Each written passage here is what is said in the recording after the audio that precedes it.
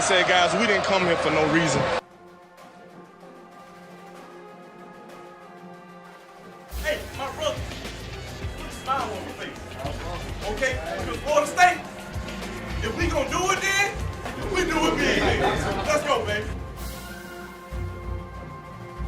Here's the snap, handoff on the belly dive, and Stevenson's going to try to root his way in. He breaks through, and got the 10, 5, 3, 2 yards, touchdown FSU.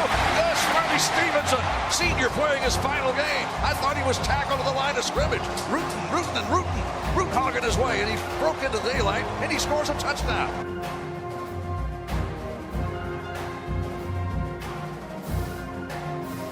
If we don't get penalties and we don't get fumbles and we don't get interceptions, we can win the dead-gum ball game. I said, are you strong? They said, I'm strong if you strong. I said, we strong then.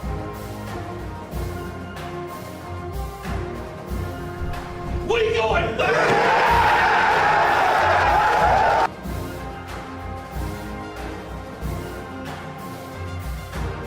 Down to the 50, down the sideline to the 40, down to the 30. He separates. He's to the 20, to the 10, to the 5. Touchdown, Florida State.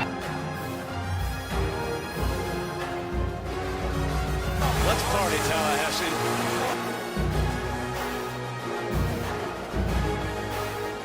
He's got PK Sam. Open. He makes the catch. Touchdown, Marshall. Touchdown, PK Sam. 55 seconds left. Sam takes a touchdown catch from Richards. 52 yards. 52 yards.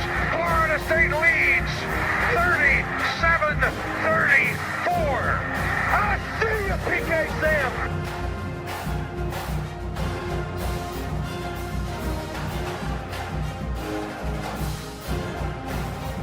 Jump shot, Snare. Good shot. Knowles win. Knowles win. Michael Snare's triple with no time left. Florida State beats Duke 76-73. The little team that could just did.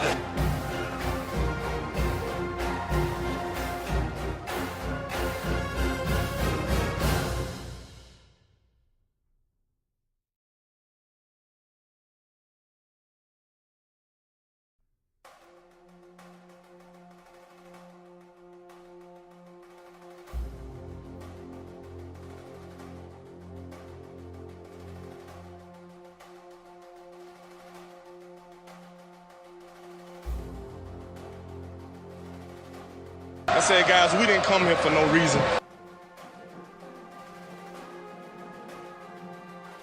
Hey, my brother, put a smile on your face. Okay? Because Florida State, if we gonna do it then, we do it big. Let's go, baby. Here's the snap, handoff on the belly dive, and Stevenson's going to try to root his way in. He breaks through, and got the 10, 5, 3, 2 yards, touchdown FSU. Yes, Smarty Stevenson, senior playing his final game. I thought he was tackled to the line of scrimmage, root hogging his way, and he broke into daylight, and he scores a touchdown.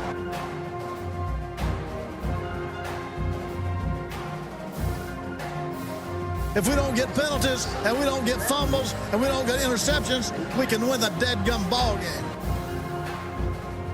I said, are you strong? They said, I'm strong if you strong. I said, we strong then.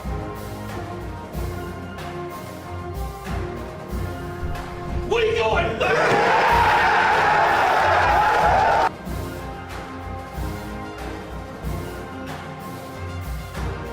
Down to the 50, down the sideline to the 40, down to the 30. He separates. He's to the 20, to the 10, to the 5. Touchdown, Florida State.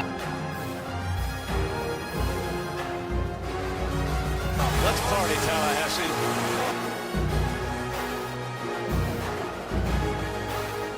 He's got PK Sam. Open. He makes the catch. Touchdown, Marshall. Touchdown, PK Sam. Welcome to Double Fries No Slaw. It is January 10th, NFL Wildcard Weekend, and we got a national championship tomorrow night to talk about a little bit as well. TJ Pittenger alongside solo tonight, just Richie Barnes. Freddie had a couple of things to take care of and could not make it. We were debating on whether or not to go live tomorrow night, but with the national championship and a couple of things going on, just couldn't make it work. So just Richie tonight. Harlan's here in the background. Richie, how you doing? Man, I'm doing great. What a great weekend of football. You know, people I don't know who, but there were people that were upset about adding an extra team and only one team getting a bye, but it gives us 6 games this weekend. All of them, except for the one that just finished, the Saints game, have been pretty good games. And I'm really excited for the Steelers and Browns when we hop off this. Yeah, no, every game was really, really good. It kind of seemed like Buffalo. We'll get into the games later, but yeah, really good. Triple headers on Saturday and Sunday was really, really awesome. Because usually you'd get your, on Saturday you'd have your 4 o'clock and your 7 o'clock or 8 o'clock game.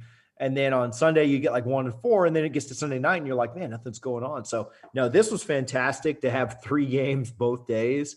And then the national championship tomorrow night. That maybe the best 3 days of football consecutively.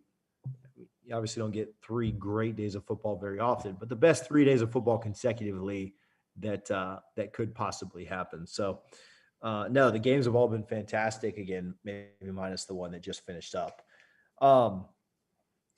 So before we get started, quick shout out to Freddie. We said that he had some things going on he needed to take care of. So just want to just say that we miss him. We wish he was here.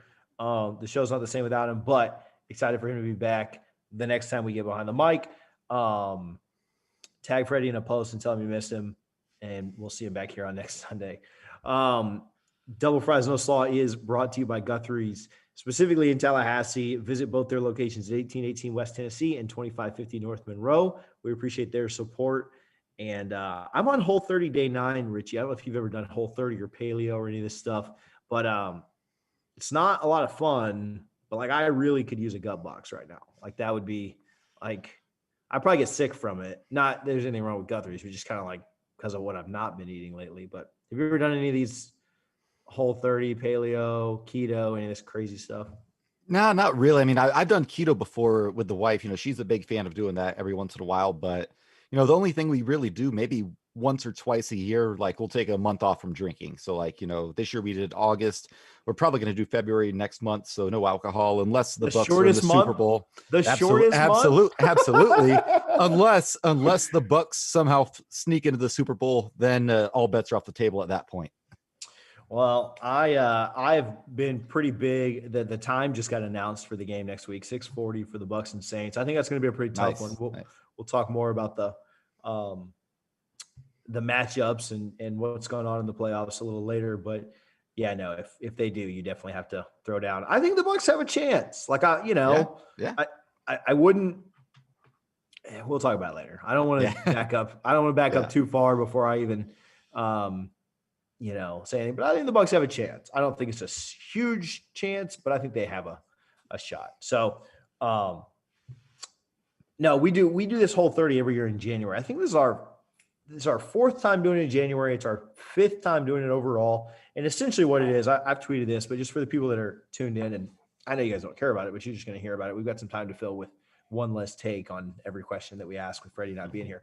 What it is I watch Richie drink his wine, is basically nothing processed. So it's whole foods, or like whole meats, whole fruits, whole vegetables, and that's it. Like you can't have any, like you can have some pause. You can have some like different nuts, like you can have pistachios and cashews and almonds and stuff, but like you can't have any dairy because that's processed. You can't have any bread or any grains or anything like that because that's all processed. You can't have any alcohol. Obviously that's not just a natural occurrence. So you can have like whole fruits, whole vegetables, meat, and you can't have potatoes. That's kind of like the saving grace, but you can't have butter because it's dairy. You have to like cook with olive oil and stuff. So anyway, it's actually really good for you. It's not necessarily like a diet or a weight loss thing. It's kind of like just a cleanse after, eating like crap from Thanksgiving on. But like when I watch Richie drink his wine, or like we hung out with some friends the other night and they were just drinking, and I'm like, man, why do we do this every year? So it's always January for us. All that said, what you guys came here for tonight, Florida State has been super active. Mike Norvell has been super, super active. We'll jump right into the heart of things in the transfer portal. Florida State has made some great additions, or some hopefully will pan out as great additions in the transfer portal.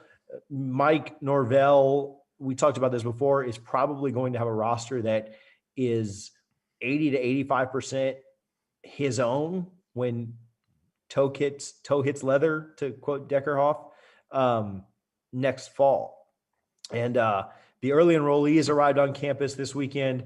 So that a little buzz around that. And then, like we talked about, the portal was huge. Florida State added 3 big pieces from the portal. We'll run through them real quick. Leonard Werner actually withdrew his name out of the portal and will be staying at FSU next year.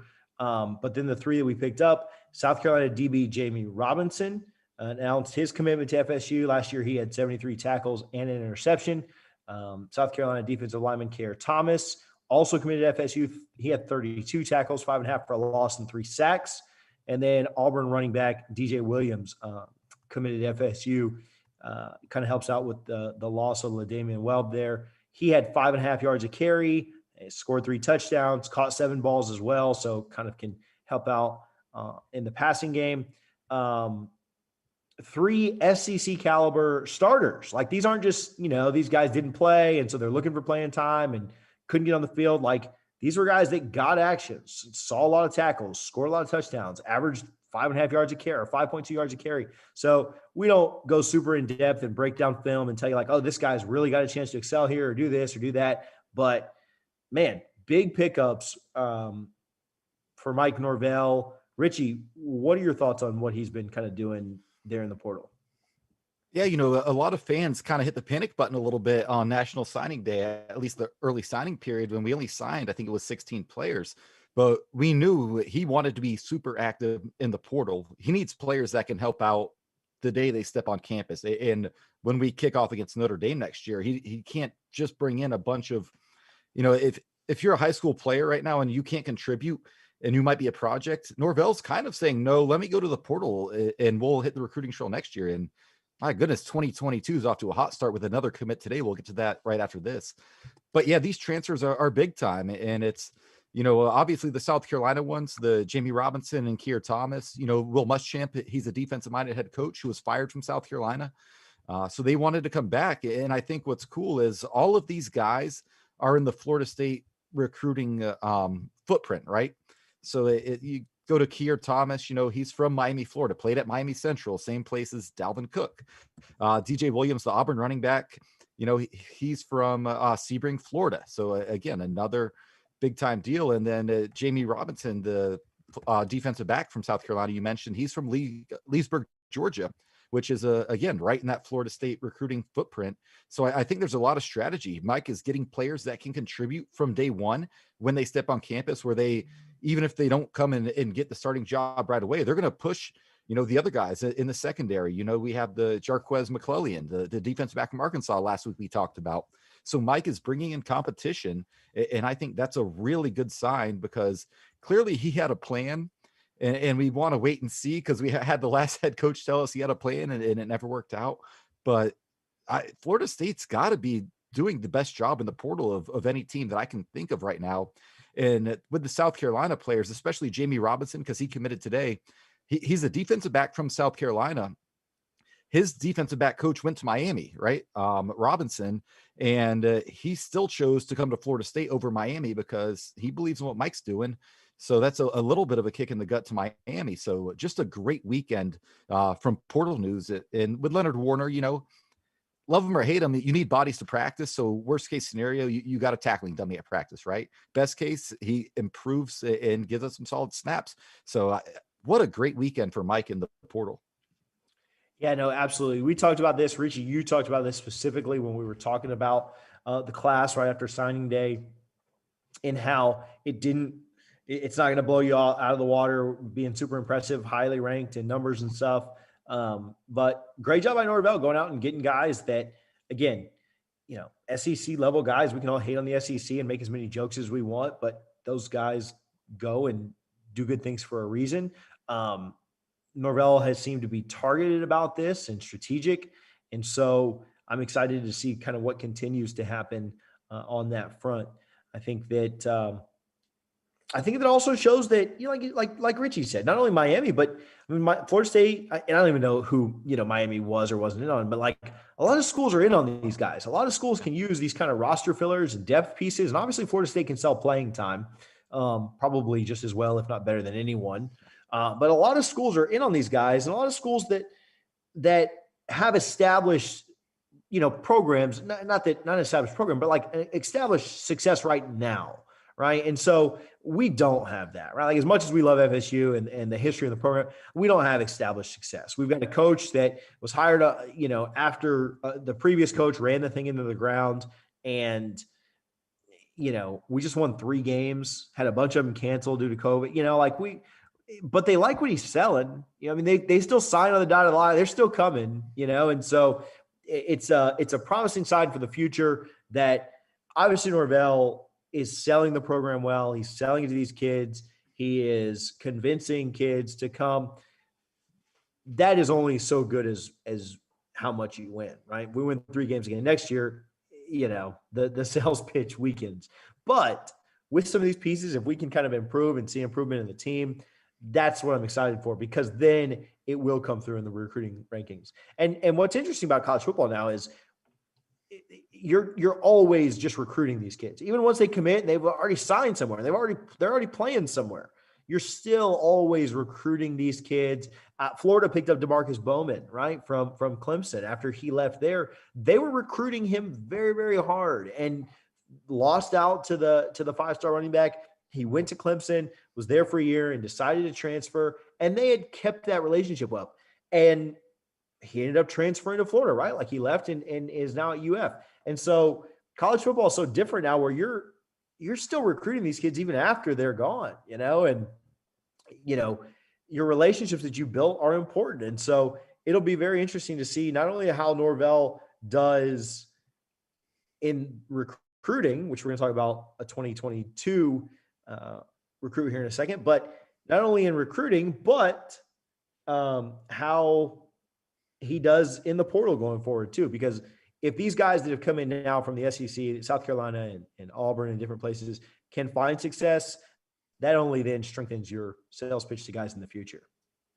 Yeah. And the portal is not a long-term solution. Florida State's kind of forced to do it right now just because of how depleted the roster was. And again, Mike has done a phenomenal job filling needs, but you want to get to that place where Ohio State, Alabama, Clemson are, where you're recruiting high school players, classes coming together, they grow up together. And if you can get a guy in the portal, 1 or 2 that helps, that's great. So, again, this is great news for Florida State this weekend, because it's you're filling needs, but you want to get to the point where you only need to take, maybe 2 or 3 portal guys a year, as opposed to we might take upwards of 9 this year. So we'll see. But for this year, kudos to Norvell. He identified his needs. He knew that he was not going to improve the 2021 team with the 2021 recruiting class if you just go with high school guys. So he went out and he's found a lot of guys. I mean, Melton, the Georgia defensive end, all these guys, McClellan, the defensive back from Arkansas we talked about last week. He's just been very active in the portal, and hopefully it pays off, because he's bringing in talent. It'll be interesting to see how it all gels together, and with hopefully a full spring in summer workouts. Yeah, absolutely. So not only have we been active in the portal, again, we don't dive super deep into this, but we've got a little bit of recruiting news. I kind of hogged the mic a ton on the portal stuff. Do you want to go and give these people some of the updates of recruiting, of what's kind of going on around here? Yeah, 2 quick things. We'll touch on one. Florida State got a commit today from Quincy McAdoo. He's a 6'3", 175-pound receiver from Arkansas. Actually, the 247 Crystal Ball had him at 100% to Arkansas, and he popped for Florida State today.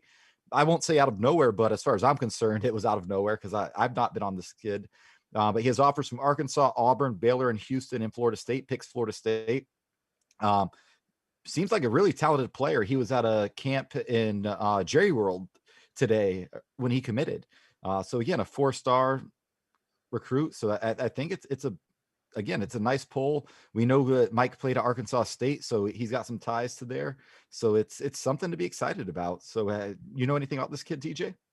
I don't, but kind of out of nowhere, like you said. I mean, other people may have been a little bit more on it than we are, but you're not going to complain about that ever. You're not going to complain about 4 stars hitting the commit button. Again, one of these kind of kids that if you can continue to show upward trends of improvement. Florida State, again, just won 3 games last year, and Norvell pulled in a 4-star, number 1 player in the state, and I know that's Arkansas, right? Like, it's not like the number 1 player in the state of Texas or Florida or California, but was able to pull that in. And so if you can get kids like what he's selling, you got to win. You got to win on the field. That matters a lot. And so if they can do that, then, you keep guys like that committed, and you increase your chances of bringing more in. Another recruit that we're looking at for this year, though, what about that? Yeah, so defensive tackle from New Jersey, Tywan Malone. He visited Florida State this weekend. He's a dual sport star. He's, I think, number 118 in the country overall, regardless of position for Florida, or on the 247 composite. And he also plays first base, I believe. I know he was in town and visits right now. I think you definitely know he's interested in Florida State because there's no official visits going on. So he had to pay his own way to come down here. And unfortunately, he can't meet with Coach Norvell. He can't meet with, Mike Martin Jr. Wink, wink. He probably did. That's how recruiting works. But a big time player. And it sounds like it'll come down to baseball for him. And I actually want to bring in Harlan, our producer, for that, because Florida State right now, they're up against Ole Miss, A&M, and Tennessee, I believe. So the reason I want to bring Harlan in, because he was a baseball recruit at one point. So I'm curious, you probably know more about college baseball than TJ, myself, and Freddie combined. But if you're a recruit and say all things are even with football, what are your thoughts on the baseball programs? We know Florida State's had great success, but what are we going up against with A&M, Tennessee, and Ole Miss? So football aside, if I was just a baseball player looking at the 3 schools, it would have to be an unbiased. Obviously, if it was me, I'd be going Florida State because I grew up a Florida State fan. But all bias aside, it'd be between Ole Miss and Florida State for me. Ole Miss does that beer shower in right field. They have a really nice stadium. And they both schools kind of have the history. John Reese Plumlee, I think is his name. He plays he's dual sport there right now. Florida State probably has a better history of having players that play football and baseball and are successful at both. And there's kind of just a relationship between the football coach and a baseball coach that allows them to play both. So obviously Ole Miss has that relationship where they allow that. I don't know about Texas A&M. Texas A&M has really never I know they joined the SEC a while ago, but as for baseball-wise, I don't really see much out of them. There's other big schools in the SEC that kind of get overlooked by all those other big SEC baseball schools. But Ole Miss is definitely up there. And Florida State, obviously, has a huge, rich history in baseball. Even though we don't have a title in baseball, we've been the most or the second most times in the World Series. So it would definitely be in between those two. But if you look at it from a baseball and football perspective, playing time wise, if I was him, I'd go to Florida State, but you never know. Yeah, and that seems like the logical pick. Again, we're the first school he's visited recently, and again, on his own dime from New Jersey. That's a really good sign when a player and his family will pay their own way to come see you. The only thing that worries me, man, we know that Lane and Jimbo both know how the recruiting game works. And TJ, you don't have to follow recruiting closely to know that there are certain incentives that schools offer that other schools will not.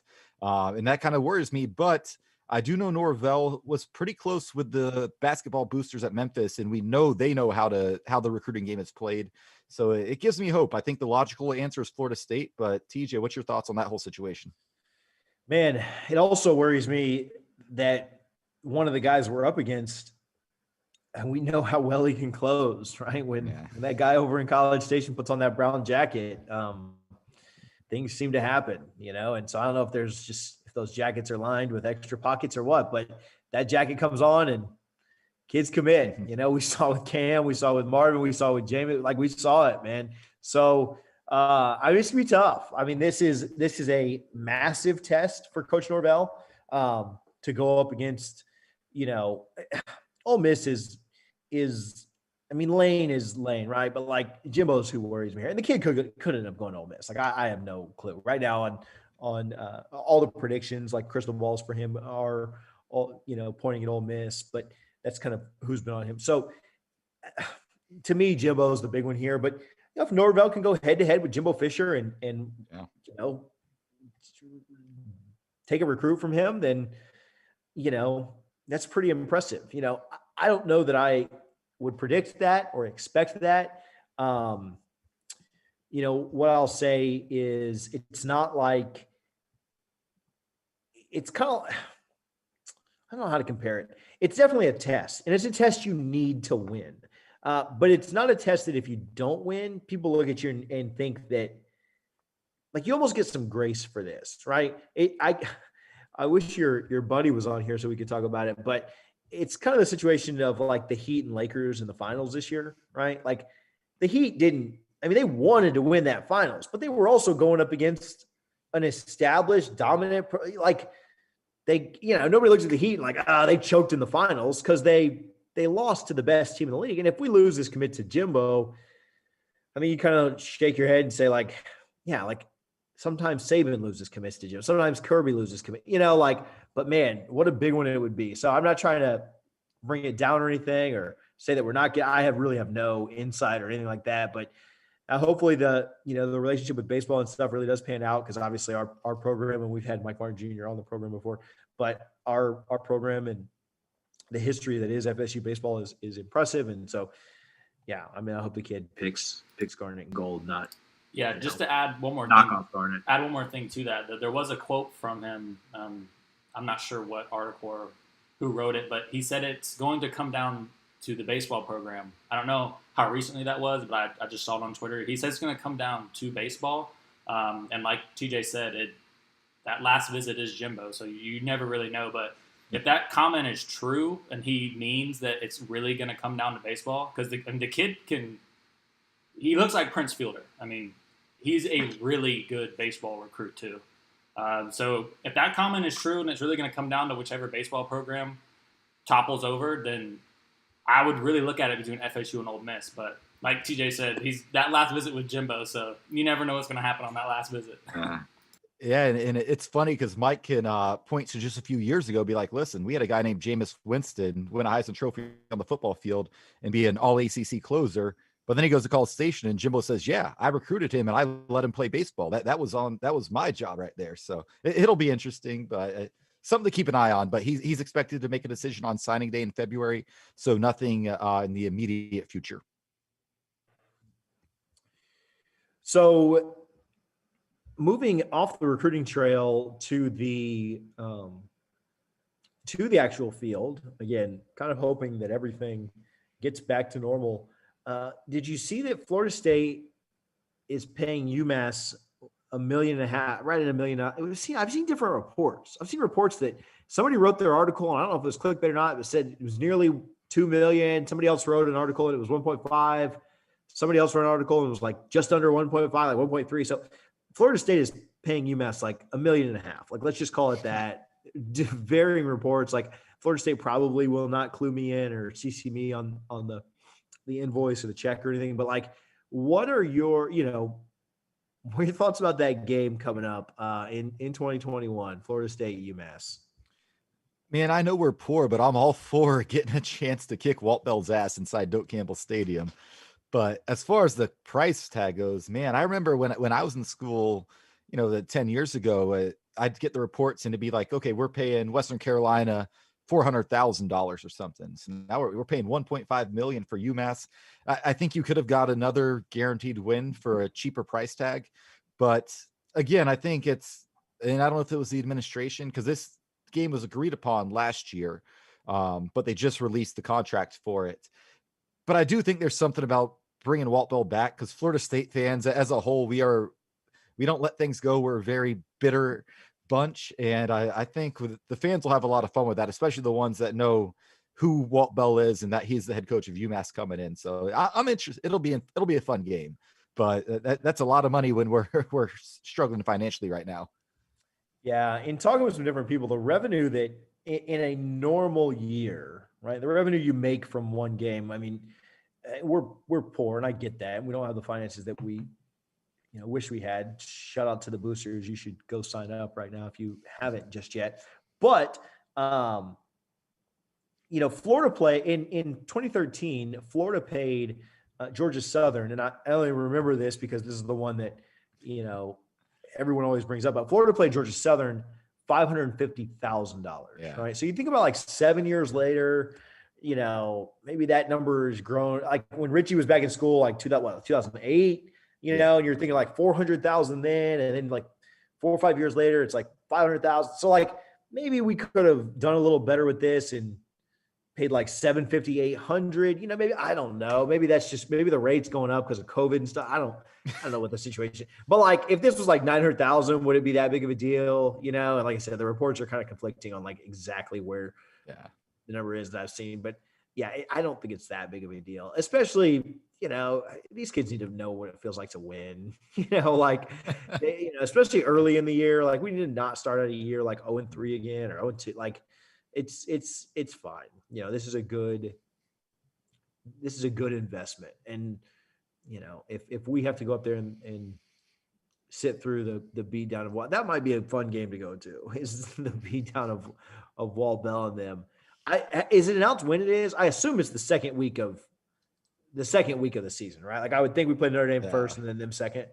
I haven't seen the date yet, but that would make the most sense. I'll pull it up here in a second. But yeah, again, I just think it's hilarious because a lot of people thought Walt Bell might get fired after this year because he's had 2 really bad years at UMass. But he's somehow hung on, and I think being in a pandemic year, a lot of these smaller schools, they cannot afford to fire a coach if they wanted to this year. Just because of the way it works. But it looks like we will play UMass on actually middle of the season, October 23rd of this year. So our out of conference slate, we have Notre Dame to open the season on September 5th. That's the Sunday before Labor Day. Jacksonville State's coming back 6 days later on the 11th. And then UMass on October 23rd. And then Florida is back on the schedule on November 27th. So I think that's 3 easy wins. I think Notre Dame's going to be really tough, just because it's the first game of the year. But I like the out of conference schedule this year for sure. So enough on Florida State, or at least football. Are we ever going to get another basketball game in Tallahassee or just anywhere? And I'm having withdrawals because I was ready for my basketball minute.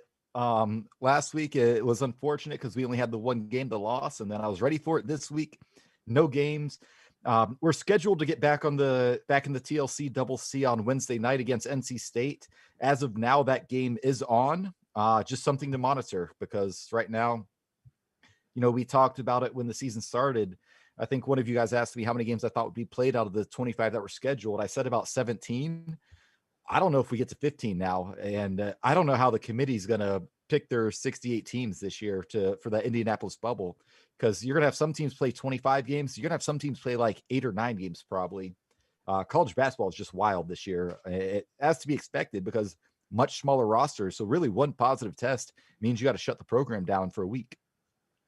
Yeah, and I mean, I know a lot of people got upset when this happened. I don't mean to upset everybody too much, but I mean, there's going to be a lot of like, what if teams look like over the last couple of years going into where teams are put in and seeded and stuff like that. And a team that has done really well, like a Florida State that doesn't get to play as many games is going to get some benefit from that. So like, not everybody on here, but not everybody watching hated the fact that Ohio State got in the way they did, but that very same logic is probably going to come back to benefit Florida State in the basketball tournament if, we have more games canceled and we have more guys out. And so, it's going to be wild. Did you see the entire tournament is in what is it? Indianapolis? Yeah, Indianapolis. So they're going to basically recreate the Disney bubble we had for the NBA playoffs. It's smart. I think the real smart thing to do would be shorten the length of the tournament, right? You don't need to wait a week between all these games, maybe cut it in half or by a third, but it'll be interesting.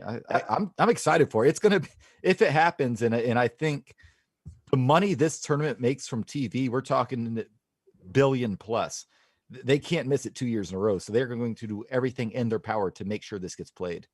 Yeah, and so the one thing about shortening it, and we haven't argued yet on this show, so I guess I will, is then you're asking guys to play like 3 games a week, and that becomes, for teams like us that have a lot of depth, it's not too bad. But I think that's usually why they give them the big break, is because they're playing 2 games in sometimes 48 hours, and so then you have like 4 days off, and then you run it back. But yeah, I mean, that would be it would be kind of crazy if they did shorten it to, to however they did, because I don't know. I love the format. Hopefully they don't have to shorten it. Like, hopefully it's just because I don't care where the games are actually played. Put them all in the same place. Give me Thursday to Sunday, that first weekend. To me, that's the best 4 days consecutively in sports. Yes. Richie, I thought you'd go with like the Masters, but to me, those 4 days are the best 4 consecutive days in all of sports. Like, it is just wall to wall basketball action. You wake up and you're like, all right, let's start. So hopefully they don't have to shorten it too much, but should be a lot of fun. However it kind of goes down. Well, the beginning will be the same. The beginning will be exact. Unless they were like to cut some of the teams out, the beginning will be the first 4 days should be fine. So I do want to give myself some credit, and we can kind of transition this away from Florida State and get into some shenanigans and then kind of wrap up. We said we wouldn't be super long. I don't know how long we've been going or not. It looks like Cleveland's up 14-0, so maybe this game's not going to be any good either. It's about to get real good, I think. My phone's blowing up right now. I'm like, I can't see the game. I'm not watching. I didn't turn the TV on in the other room that I can kind of see, but 14-0 Cleveland. We're getting some comments in here about it. I do want to pat myself on the back. As much crap as I've given Richie for the Bucks and everything else this year, I told Richie he could do a basketball minute on the Bucks. Like, I told him he could do a basketball minute. Like, we would make it NFL themed. It could be for the Bucks, and he didn't do it. He dropped the ball, much like Chicago's wide receiver on the first drive of the game. Oof. So on that, I was fully planning on doing it, and I'm sure plenty of our listeners can relate. But like a month ago, one of my good friends who lives in Washington, D.C. actually texted me, said, hey, I'm going to be in Orlando today. He's like, let's hang out and watch football and everything. I'm like, yeah, cool. Well, I forgot until yesterday when he texted me and said, hey, man, what time should I come over? And I'm like, well, I guess that just shot my entire Sunday. Not in a bad way. It was nice to see him. I haven't seen him in probably since the Notre Dame game in Chicago, or not in Chicago, but when he stayed in Chicago a few years ago. But I'll tell you, if the Bucks beat the Saints, I will have one along with a basketball minute. But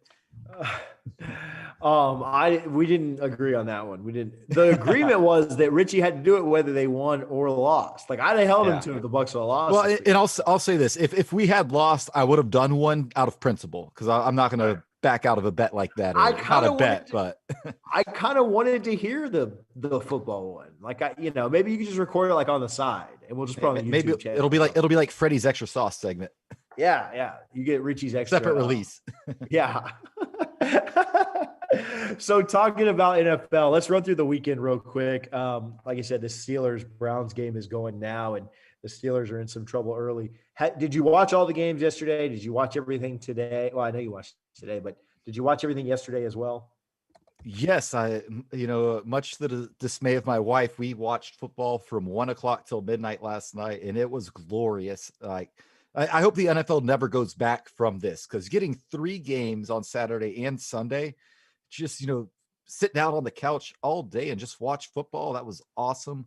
Who was the first game? I know the Rams had the second game. Yeah, first game was Bills and Colts, and I agree with you before we get into it. But yeah, I don't think they will. I mean, this will get cold taked once they do, but it would be shocking to me for them to ever go back, because then you've added a game, and you are getting the extra revenue from both those games, right? Because you've added extra game on both sides, and so I just couldn't see the NFL like saying like, no, like let's back that revenue back down. So let's go chronological order here. That Bills Colts game, the NFL clearly wanted overtime or for the Colts to have a chance to win, because in no world is that not a fumble on that last drive there. Like, am I crazy for thinking that was a fumble? And obviously he was down, but his knee was up before he was touched again. Then the ball comes loose, and I thought that's it, game over. I was shocked when the ref said no, that he was down by contact. That made no sense to me. That was so clearly a fumble. Wasn't Yeah. even close. Like you said, his knee had come back up off the turf, and then the ball came out. I just don't know how you say that wasn't a fumble. There are very few times where the entire timeline agrees on a call and the announcers agree, and then Bill Polian or whoever it is back in the NFL office, like the former ref, that like everyone agrees on the call. Like I don't know if this happened or not. But like the Colts players on the sideline, like shaking his head, like they got me.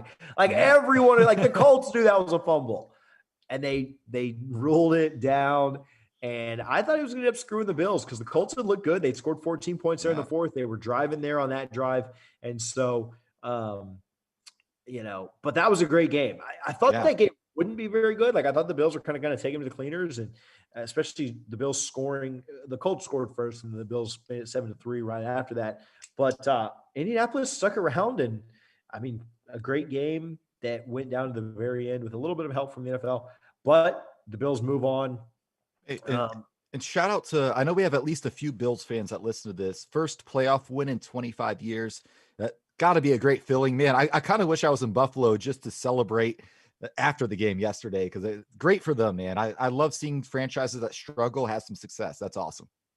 Yeah, no, that was a great game, and they're a dangerous team. Stephon Diggs is so good. Like Josh Allen is good, man.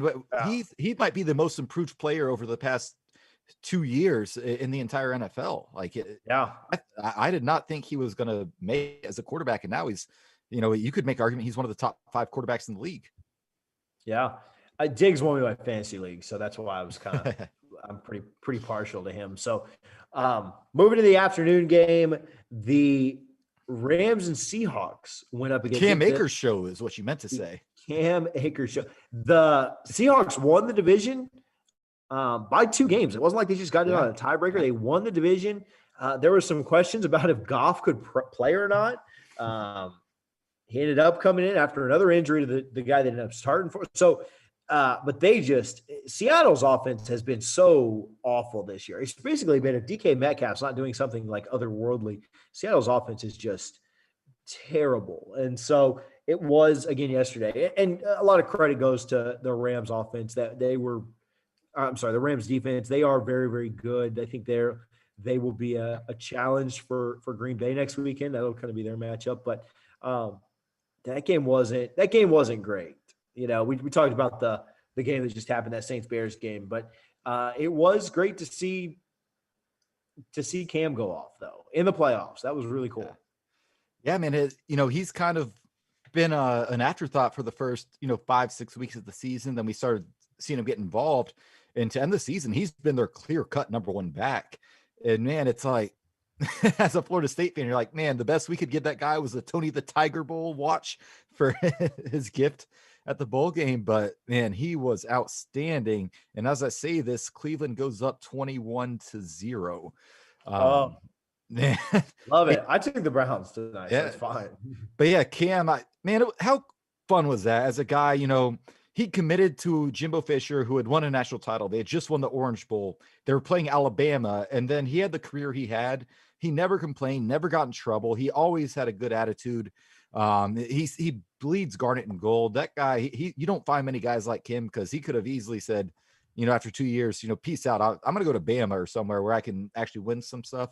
He stuck it out, and to see him have that game and do unprecedented things for a player making his first NFL playoff start. Awesome. Like, so happy for Cam and happy they advanced. Yeah. 131 yards rushing, 45 receiving. He had a touchdown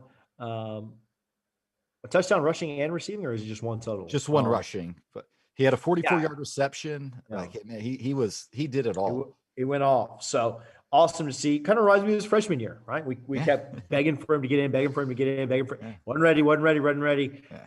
About halfway through the year, got in, made some big differences and stuff. So Yeah, huge Cam Akers fan. Glad that he kind of stuck it out. Not kind of stuck it out, but stuck it out in Tallahassee and didn't go off to win a national championship with Alabama like other players did. So anyway, I am happy for the other guy too, but mostly I like Cam. So, and then this game ended up being better. I mean, this is the one Richie wants to talk about. This game ended up being better than I think a lot of us thought would be, especially once we got the news that Alex Smith was going to be playing. Yeah. I mean, when Alex Smith was announced as to not be playing and the spread only jumped 1.5, that's kind of when I knew that maybe this wasn't going to be the cakewalk that we thought, or maybe not the blowout. But the Bucs end up beating the football team by 8. What was it? Was it 33-25 or 31-23? 31-23, won by 8. In a game that was never really in doubt, but probably closer than Bucs fans wanted. But the Bucs did enough, right? Like the Bucs did enough to advance. You talked about the drought in Buffalo. It certainly wasn't that long here in Tampa. We hadn't won a game since we beat the Raiders in 2003. And so it'd been a long time here in Tampa as well. And so survive in advance. They don't ride on the trophy at the end of the year like, oh, they had an ugly performance against the Redskins in the first round, or the football team in the first round. Like the trophy means less. Like survive in advance. And so thoughts on the Bucs game last night? Man, I loved it. It was fun. You heard Chase Young last week say he's coming for Tom Brady. Well, he had 3 tackles, 1 solo, 0 sacks, 0 QB hurry. So that always works out well when you call out Tom Brady for a playoff game. But, it felt like a little bit of the Twilight Zone because we had another couple over to watch the game with us last night. My buddies, Mark and Rachel's a diehard Boston fan. So, it's like, so the Patriots, they're not in the playoffs. You're going to watch me and my guy Tom Brady in the playoffs. And I kept saying, I had a couple IPAs. She was not happy with me, but it was fun. But no, the game was great. I thought it's not Florida State, Tampa, got some really good production out of the backfield. Fournette looked, I think, the best he's looked all year. And the defense, I'm still not completely sold on this Bucs defense. They look so good at times, but then they give up things and make it look so easy. But it's the NFL playoffs. Like you said, we hadn't won a game since, in 17, 18 years in the postseason. So I was just excited. I enjoyed it. And now I'm ready for another clash with the wife with the Saints next weekend. Yeah, no, the Bucs defense, the offense has like found its click, right? Like I think that the offense will be fine. I would expect them to score in the neighborhood of 24 to 31 points on Sunday. I don't think they get basically shut out again, right? Like they did the last time they played at home against the Saints. But it'll be on the defense. You saw a guy making his second start ever, really kind of move the ball with ease. And they didn't take advantage of some things that they really should have. They, on the second drive of the game, they had a pass up to the 50 and Sims or somebody dropped it like just wide. At first I thought the defender made the play on that and kind of broke it up, but no, the guy just dropped it. And so, I don't know. The Bucs the line just came out and it's only 3.5 for the Saints. I think that Vegas thinks the Bucs will play better. I think the Bucs will play better. I think what you have to do against the Saints is you've got to get pressure on Breeze and you've got to cover the checkdowns. He's not forcing the ball super far downfield. And that's why I think, New Orleans is a really, really tough matchup for the Bucs. Yeah. They will nickel and dime you to death. And the only way that Breeze makes a mistake or turns the ball over is a tipped interception. He's only throwing the ball like 5 or 6 yards down the field. It's a dump off to Kamara. It's a 6-yard slant to Thomas. We can't cover Tom. No. It's you're needing your offense to be very, very good, and you need to get after Breeze. On the other side of the ball, they're going to do the same thing. They're going to be trying to get after Brady. Brady does not look comfortable when there's pressure. There were some plays last night where Washington was able to get pressure, and he kind of just gets to the side and gets rid of it, throws it out the back of the end zone or wherever, lives to play the next down, right? So not bad things, but, it'll really be about the other team's front four, which team can kind of create the pressure. And the Saints have been able to do it twice. The Bucs haven't quite yet. And so we'll see what happens. But it's gonna be fun. It's hard to beat a team 3 times. Certainly not writing the Bucs season off. I think if they beat the Saints, they got a great chance to go to the Super Bowl. So yeah.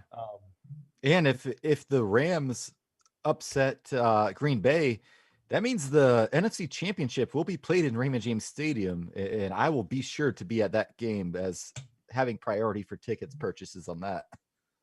Yeah, no, they're really close to what they brought Brady in for. They're also really far, right? Like it's going to be very tough to win on Sunday, and then obviously very, very tough to win the next game as well. Did the Steelers just score again, or did Cleveland just score again? And it looks like everybody's kind of flipping out on the timeline again. So maybe Ben just threw a pick or something, but they're celebrating as if something happened, but I don't know. Man, if that's 28-0, God, hey, your buddy TJ, FSU Heat guy Weston, man, he's a big Steelers fan, so I know he's not listening right now, but the Steelers were the fakest team ever. Yeah. They were so good. They were like so hot to start the year and just beating bad teams, and then they just, I don't know. This was one of the most overrated teams ever. So, anyway, yeah. So the Bucs game next week is at 6:40. I don't know how we're going to do this. Maybe we have to do the pod at like 5 o'clock or something, but yeah, I can't pod during the divisional round with the Bucs. Might just be me and Freddie. Yeah. Right. You guys only get 2 of us every week from now on. Yeah. So maybe we can do the pod a little earlier on like Sunday afternoon, like 4 or 5 or something. Because I'm also not doing it at 10 p.m. after Richie's salty about a loss. So, then we started again this morning or this afternoon at 1 o'clock. Tennessee and Baltimore in what was another decent game. I mean, not like crazy good, but Tennessee just couldn't get a lot of offense going. Baltimore's defense certainly showed up to play, and Lamar Jackson just kind of put the finishing touches on late. It was a fun game. Derrick Henry couldn't get anything going at all. Like they totally sold out to play the run, and it just ended up being the end of it. Like they couldn't get anything going on the ground when they knew when Baltimore knew that Tennessee had to pass, couldn't get anything going in the air either. And they fell. The only thing I have to say about that game is Tennessee absolutely deserves to lose. When you punt the ball on 4th and 2 from your opponent's 40 with 10 minutes left when you're losing, you deserve to lose. That they get the ball back and they start calling timeouts. Like, what, you should have gone for it on 4th and 2. You have Tractacito here. If he can't get you 2 yards, oh well. Don't punt the ball from your opponent's 40 on 4th and 2. That is the worst decision I've seen made in the playoffs in a long time.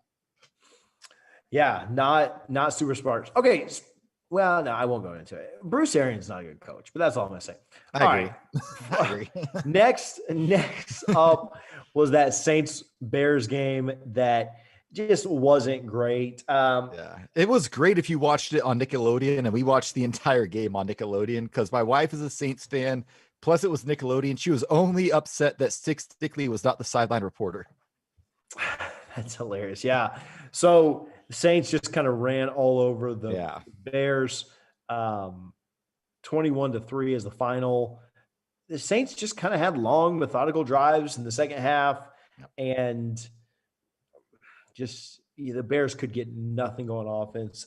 With about 8 minutes left in the first quarter, they did drop a touchdown. That was the game right there. That was the game. Cool. What a throw by Trubisky, man. Like, he dropped that in a bucket. It was literally in his hands right through him. Yeah. And in the NFL playoffs, that is the difference in winning and losing a game. But, man, and Bears fans give Trubisky a ton of crap.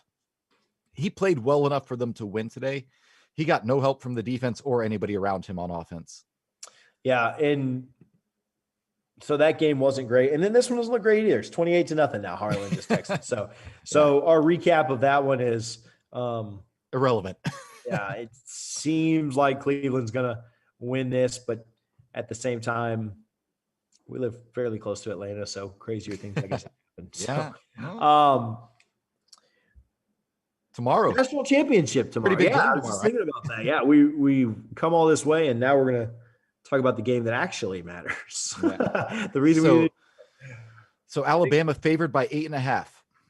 Initial I like- thoughts there. Ohio State covers. I don't know that they win the game, but I think Ohio State covers that. Yeah. I don't know. Bama is 0-4 in the playoffs or in the national championship covering the spread in the college football playoff, right? Like they have lost it twice, and then the other two times they just have barely won. So they didn't cover the spread against Georgia, and they didn't cover the spread against Clemson the year they beat them too. So I don't know. I think, and so in saying that, they're due, right? Like they're due to cover a spread, but I think Ohio State covers. I think that it wasn't just that Ohio State was amped up because they hated Dabo and they hated Clemson and they wanted the rematch. I think Ohio State's a good team. I think things clicked last week.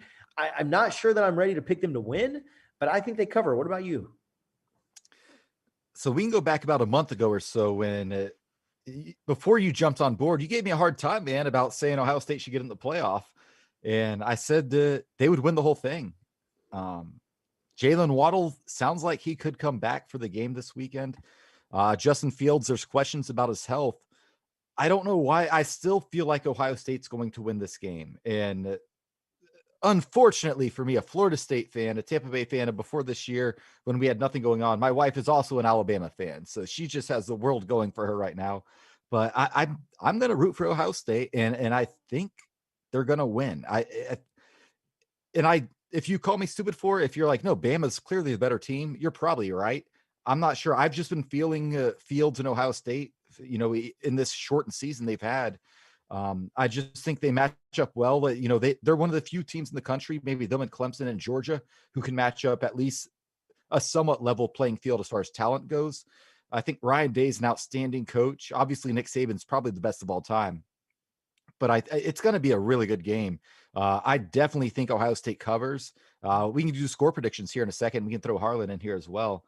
But I'm not I'm probably still going to lean Ohio State just because logic says Alabama should win by like 10-14. But from what I've watched, minus that Northwestern game where they were missing like 3 starting offensive linemen on Ohio State, I've been really impressed with them. And I think Justin Fields is much better than Mac Jones at the quarterback position. And we've kind of seen that with Tua, not to get too off track, but Tua's used to throwing receivers that are Bama open, right? In college, like there's no one near him. You can't miss him. In the NFL, he's really struggled. It makes me wonder about Mac Jones. I think Ohio State's secondary is really good. It's going to be a really good game, I think. And I'm excited to watch it. Yeah, I think it'll be a lot of fun. Harlan, what are your thoughts on this one? Jump in before I think Bama covers, honestly. You already see the Ohio State DBs talking about how they want to cover the Heisman Trophy winner. The talk has already started, and that's never a good sign to me. Tonight you saw Juju was talking about they're the same old Browns that they always been. They're down 28-0. Yeah. So I'm going to take Bama to cover, especially if Waddle's. I don't think who are you going to double team? You're going to double team the Heisman winner. Or you're going to double team Waddle, who was better than that. He was supposed to be the number 1 wide receiver coming into the season. So he's back, and they have. I don't know. I think Alabama covers. Yeah, I talked with Allie about this on our show earlier this week or late last week, I guess now. Sunday starts a new week. But what Harlan just said is what Richie said is kind of why I think Ohio State covers. When it comes down to having the elite quarterback, like a lot of times that's the difference in the game. And I don't know that it's going to be the difference enough for them to win, but I just, I see Fields being able to keep them in it, and being better than Mac Jones. And again, I don't know that they can pull the upset and get the win.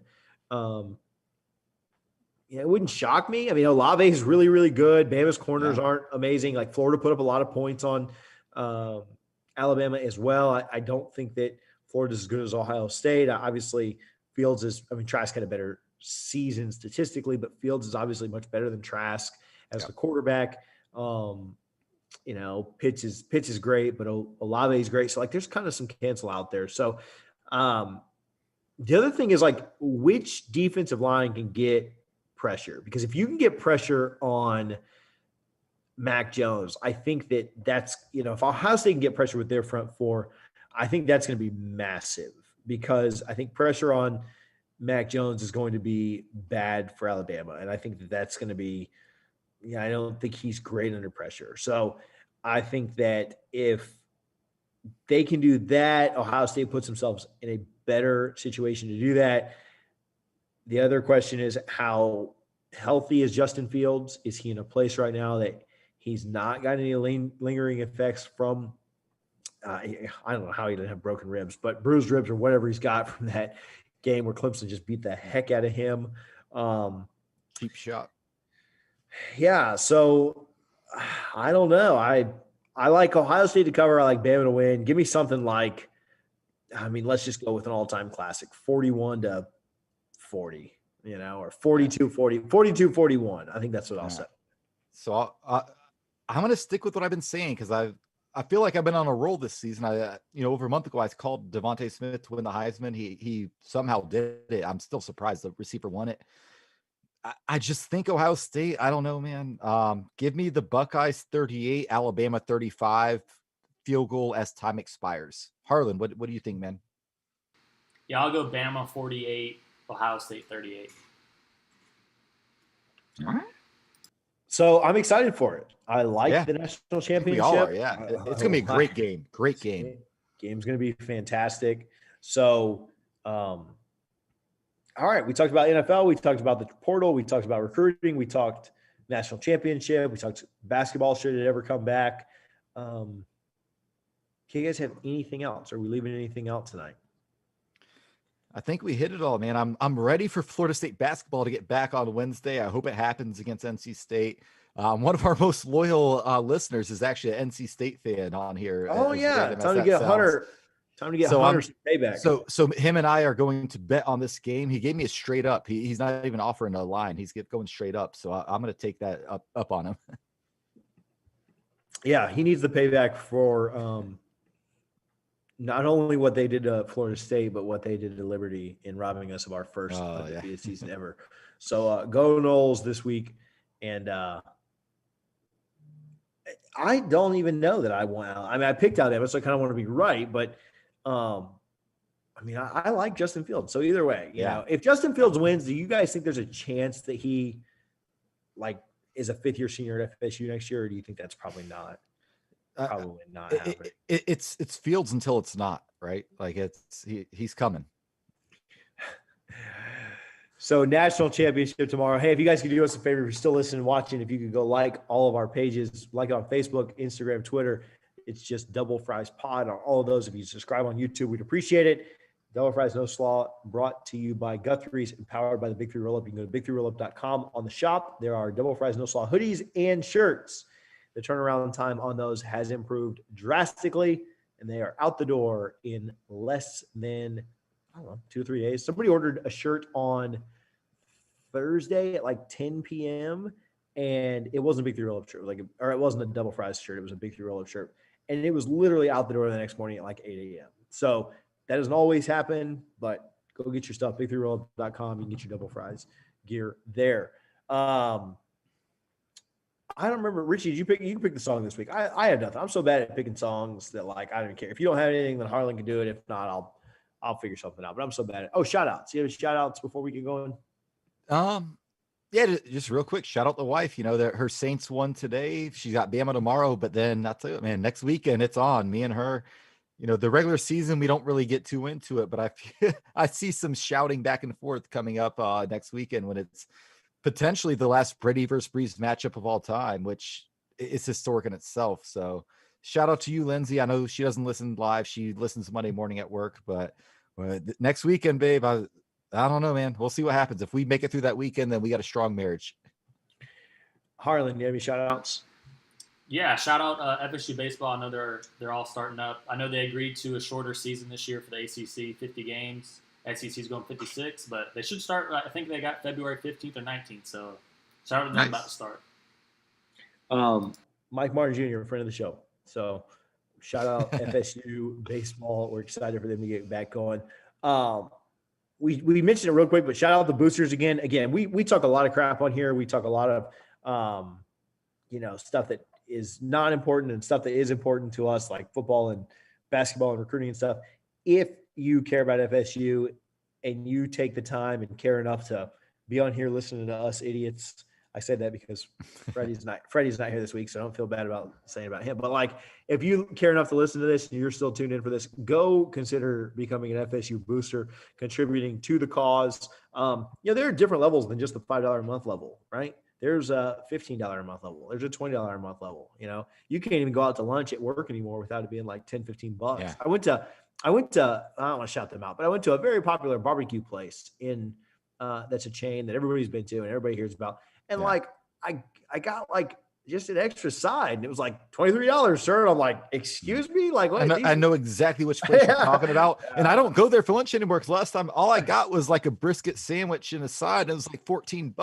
I'm like, I just wanted like some pudding for my and kid. He's a Florida State guy, so I'll give him a pass, but still. So anyway, consider signing up to be a booster. You can go to just Google FSU boosters. I forget the website every week, but Google FSU boosters and consider signing up and contributing to the cause. Also, shout out Jameis Winston for making the divisional round of the NFL playoffs. Just wanted to give Richie some crap there, but shout out to all our Knowles, Cam Akers, Jameis, Jalen. Yeah, we got a lot. Cam, I'm sure there are more, but I'm just not remembering them. So you guys will. Who else is in there? Unfortunately, a Mike Norvell guy, Antonio Gibson for the Redskins. Unfortunately, he ran into the football team. Harlan, bleep that. Football team. And when the Cleveland baseball team changes their name, I'm having a hard time keeping up with it, but I will figure it out eventually. Oh. All right, that's all I got for tonight. Who's picking the song? I'll let you or Harlan get this one. I've gotten y'all sprung the song on me the last 2 episodes, so. Oh wow! So you should be ready. You should have one ready every week. Jeez. I'll just pick one when we go out. I don't have it in mind right now. Surprise. Yeah, surprise. All right, boys, we'll be back unless something crazy happens. We'll be back next Sunday, probably earlier is what it sounds like. Maybe we'll do like 4 or 5 o'clock if it can be worked out for everybody. If not, we could also just move to Monday. So that's an option as well. Yeah. Earlier in the day is a little tougher for me with the kids screaming and stuff around the house. So we may go early on Sunday or we may move to Monday. But enjoy your week. Stay tuned to our social media pages. Like we said, Double Fries Pod on all of them, Twitter, Instagram.